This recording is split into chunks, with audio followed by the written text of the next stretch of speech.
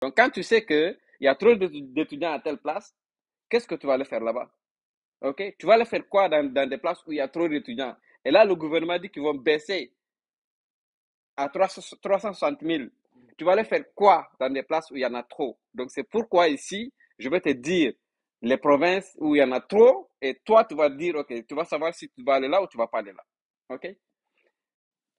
Bon, si tu es étudiant et que tu souhaites venir au Canada en 2024 ou 2025, tu dois écouter cette vidéo jusqu'à la fin parce que en 2023, le gouvernement a approuvé presque 900 000 permis d'études. En 2024, il chute jusqu'à 360 000. 2025, c'est pas encore défini parce que le programme c'est sur 2 ans. Alors donc, si toi tu souhaites venir étudier au Canada, je te prie de regarder cette vidéo jusqu'à la fin, car ici je vais t'expliquer le contexte, mais aussi je vais te donner les stratégies, comment tu dois faire pour non seulement obtenir cette fameuse lettre d'acceptation provinciale, et aussi obtenir ton permis d'études, parce que les deux vont de pair. Alors, si toi, tu veux faire des études à la maîtrise ou au doctorat, tu n'es pas concerné. Si tu veux faire des études dans un programme qui mène à un diplôme d'études professionnelles, par exemple, les DEP, etc., tu n'es pas concerné. Ceux qui sont concernés, ce sont les étudiants qui vont étudier à l'université, au collège ou au cégep. C'est tout. Ce sont ces étudiants-là qui sont concernés, qui sont plafonnés à 360 000. Alors donc, ne perds pas ton temps. Si toi, tu veux faire le master, alors donc, vas-y, fais tes démarches et les étudiants qui vont faire le master ont quand même des avantages maintenant parce que de nos jours, quand vous allez faire une demande de permis de travail post-diplôme, vous allez avoir un permis de travail de 3 ans et non un permis de travail de 2 ans ou de 1 an. OK? Donc, vous avez beaucoup d'avantages. Le problème, c'est les étudiants qui vont faire le cégep ou le bac. D'accord? Alors, le problème, c'est quoi? Il faut savoir pourquoi le gouvernement a mis en place ce système-là. Il a mis en place ce système-là pour 3 raisons. La première chose, c'est parce qu'il y a une pénurie énorme de logements. Il n'y a pas assez de logements. Il y a eu une vague énorme d'immigrants qui sont arrivés au Canada et il n'y a pas assez de logements. Donc, si on regarde les taux d'inoccupation, ça veut dire que les logements disponibles pour l'ensemble des provinces du Canada et surtout dans les grandes métropoles, c'est en bas d'1%. Ça veut dire que il y a un logement sur 100 qui est juste disponible. C'est, c'est catastrophique. OK? Donc, ça, c'est la première raison qui a fait que le gouvernement dit, OK, on va faire stop. On va faire un stop. On va réduire pendant 2 ans. On va permettre d'absorber cette quantité d'immigrants qui sont arrivés. OK? Il y a eu trop d'étudiants. Ça, c'est la deuxième chose. Il y a eu trop d'étudiants. Je prends un exemple. Il y a une université qui a accepté tellement d'étudiants. Il y a eu tellement d'étudiants qui ont eu les permis d'études et les étudiants n'ont pas eu de logement dans le campus. Presque 400 étudiants qui n'ont pas eu de logement. Qu'est-ce que tu vas faire? Tu viens pour étudier, en plein hiver, le froid est là, tu n'as même pas de place où te loger. Qu'est-ce que tu vas faire? Tu vas étudier où? Et si tu décides d'étudier à distance, c'est des problèmes aussi au niveau du permis de travail post-diplôme. Donc, c'est incroyable. L'autre affaire aussi, c'est quoi? C'est le fait que beaucoup d'étudiants ont eu le permis d'études et lorsqu'ils sont arrivés ici, ils sont complètement disparus de la nature. Les universités ne les ont même pas vus. Tu dis que tu vas étudier dans telle université, tu arrives, tu passes la frontière d'immigration et l'université ne te voit même pas. Tu te présentes même pas. Donc ça, c'est un problème aussi au niveau des universités qui a causé. Et je vais te donner une quatrième chose, c'est le fait que beaucoup d'étudiants choisissent des formations bidons. Ça veut dire que c'est des formations qui ne servent absolument à rien. Par exemple, dans le contexte actuel, tu vas choisir une formation comme philosophie. Qu'est-ce que tu vas faire avec la philosophie au Canada? Est-ce que le Canada a besoin de philosophes? Au moins, si tu vas faire un doctorat, oui. C'est pourquoi je vous dis, les étudiants qui vont aller faire le doctorat, il n'y a pas de problème avec ça. Ceux qui vont faire la maîtrise, il n'y a pas de problème. Mais quand tu vas faire le bac, le collège, tu n'as pas besoin de prendre des disciplines bidons là, qui ne servent absolument à rien pour ce pays-ci. Tu comprends? Donc, ça sont les choses qui ont fait en sorte que le gouvernement a ciblé les étudiants et ont dit, OK, stop, on va arrêter, on va fermer les portes, on va redéfinir un nouveau système d'immigration qui va durer dans le temps. Ça, c'est la première chose. Alors, si on prend le concept, il faut aussi savoir, la deuxième chose qu'il faut savoir, c'est d'où viennent ces étudiants-là. Mais on parle du Canada, on dit le Canada, c'est, voilà, il y a trop de personnes, il y a trop d'étudiants, il y a trop de monde, il y a trop d'immigrants. Et généralement, quand ils vont souvent cibler les étudiants qui sont noirs, les étudiants africains. Il y en a trop. Et c'est pas vrai.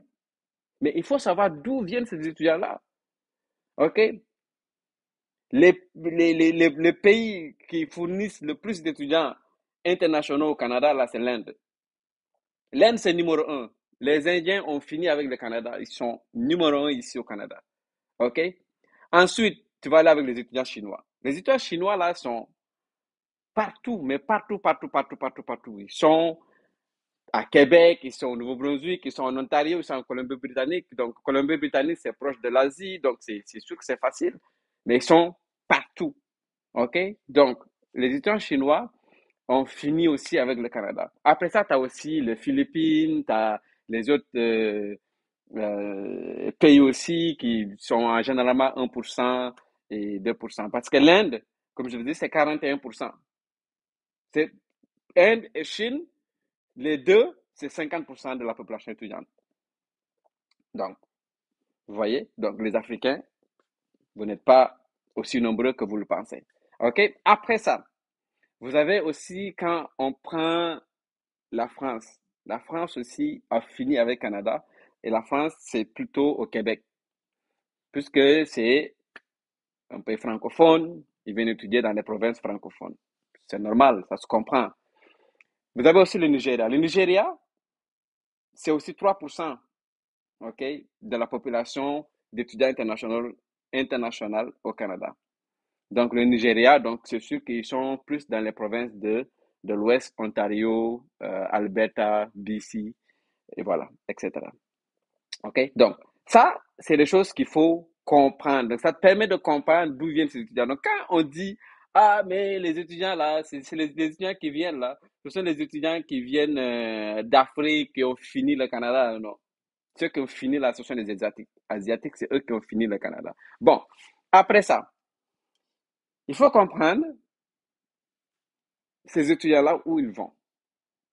Donc, quand tu comprends ça, ça te permet de donner des idées. De dire, ah, où est-ce que il y a trop d'étudiants. Donc, quand tu sais qu'il y a trop d'étudiants à telle place, qu'est-ce que tu vas aller faire là-bas?